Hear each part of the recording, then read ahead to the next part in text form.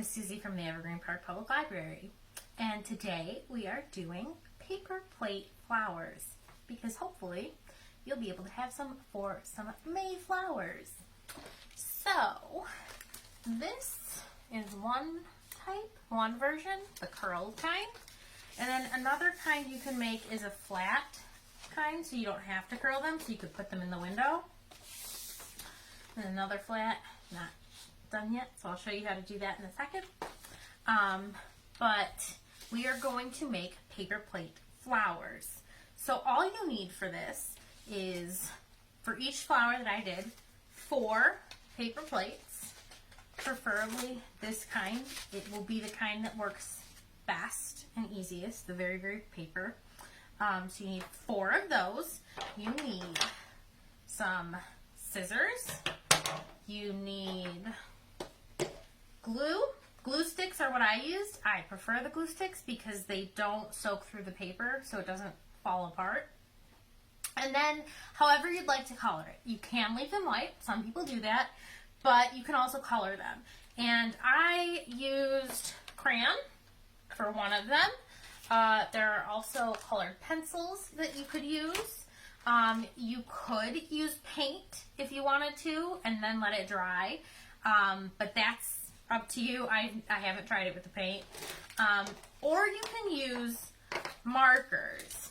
Now, there are different kinds of markers you can use, like the regular, like you've seen kind of markers.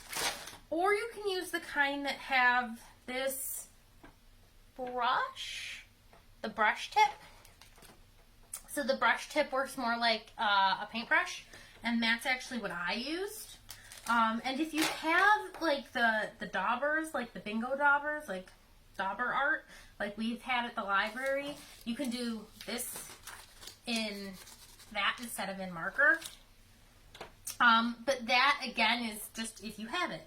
Otherwise, you can use whatever kind of coloring supplies you want or have at home. So let's get started. So to start, you take a paper plate, one of your 4, and you will fold it in half once. So fold it in flat, and then you fold it a second time, so that now you would have quarters. So you fold it in half again, and then you fold one more time. So you should have folded it in half 3 times. And you should end up with something like that. So once you have something like that, you should make the other 3 do the same thing. So you should have 4 of these, okay? You want 4 that are folded up into the 8, 1, 2, 3, 4, 5, 6, 7, 8 sections.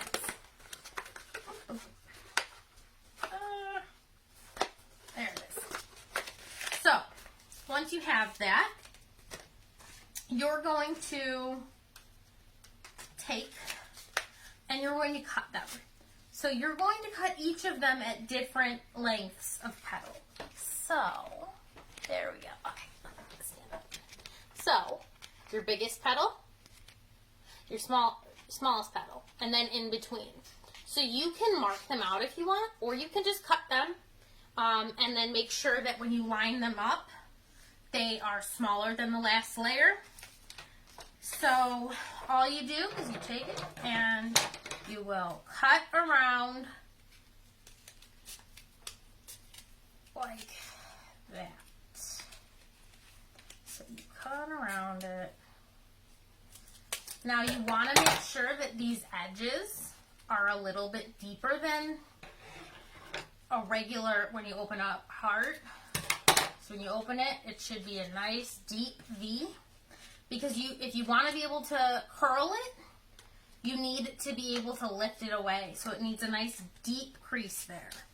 So as you can see, this is how it turns out when you cut it like that. So your perfect little ice cream cone shape that you made when you cut it should open up to look like this. Like 4 hearts, or technically 8 hearts, if you look at it. So once you've done that with all 4 of them, you are going to color them if you want to. This is when you color them. Now if you're coloring them with crayon, make sure, so I do both sides so that when your petal flips up, your petal shows on both sides. But see the bottom on this one I didn't, because I was planning on never having that show. But when you do this, you want to color the back petal and the front petal if you want that to show not white. But the one thing, if you're using crayon, you need to make sure you leave the center not covered.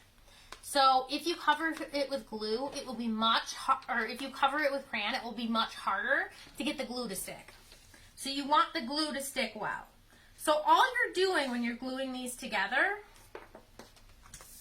is you're taking and you're putting some in just the center,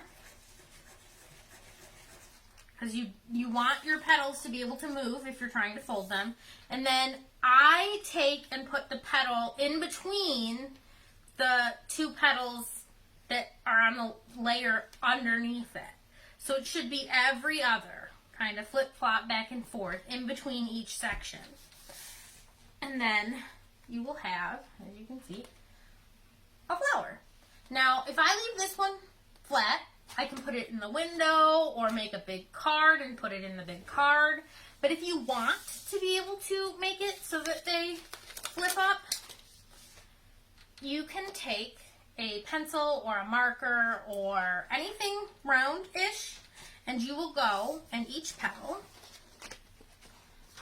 you're going to lift up around it and just kind of roll it like that. So you see, there it is. And that's what you're going to do all the way around the first flower, and then all the way around the second flower portion. So there are four flower portions to make one flower, because it's the 4 plates. So let me do that, and then I'll show you what it looks like.